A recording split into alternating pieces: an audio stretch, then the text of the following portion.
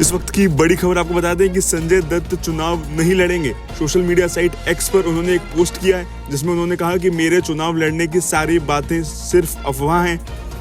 साथ ही उन्होंने कहा कि मैं कोई पार्टी ज्वाइन नहीं कर रहा हूं, ना ही मैं चुनाव लड़ूंगा।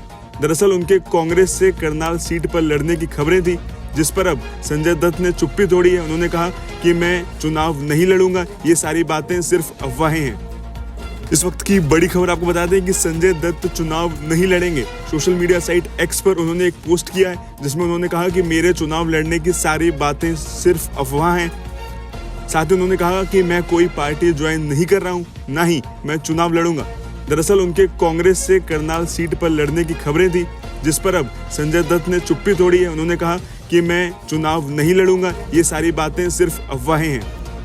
इस वक्त की बड़ी खबर आपको बता दें कि संजय दत्त चुनाव नहीं लड़ेंगे। सोशल मीडिया साइट एक्स पर उन्होंने एक पोस्ट किया है जिसमें उन्होंने कहा कि मेरे चुनाव लड़ने की सारी बातें सिर्फ अफवाह हैं।